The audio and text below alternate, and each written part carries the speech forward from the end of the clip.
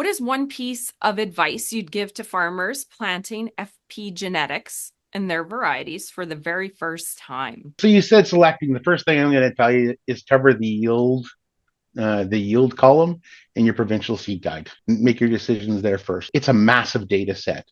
And within a seed guide, if they're within 5% of each other in terms of yield, you can almost consider them the same. When it comes to FP varieties, I think it's conversations. Don't be afraid. It's not like ordering a part online, just, well, I better, I need this and order it. I think we are extremely happy and excited when we get to have a conversation about what people want for their operation. So don't be afraid to reach out. We're just a bunch of people, and we're not that scary.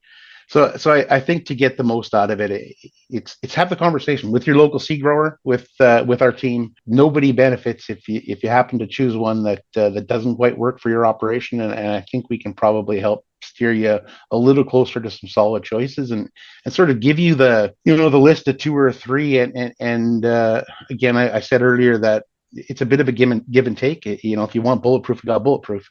If you want to really push yield, what are the things you should expect to manage? And I think if we can have that sort of conversation so that you're fully informed as a farmer in terms of what you're buying, then there shouldn't be any surprises on the back end. The funny thing about our business is when farmers jump into varieties, they might see something in the seed guide because we don't hear from them as much as we would like. They might see something in the seed guide that they really like and then decide to go that route. And it's almost without fail that when they leave a variety, it's because it was something that they couldn't see in the seed guide. Whether it's threshing was too hard or the sprouting didn't quite turn out, because often a variety won't have sprouting ratings by the time it's in the market. Those kinds of things. They'll get in for one reason and get out for another. While it takes 3 years to get a variety out, 3 years is actually a pretty short time in terms of trying to learn, compile, and see what's real and what's not a one-off. And so the conversation, like I said, maybe the best thing you can do is make a list of the two or three things that you love about what you're growing today, and sort of say, that's my no fail list. I want those three things to continue, and here's what I'd love to improve on. And if you had that thought process and that list in your mind when you start a conversation about a new variety,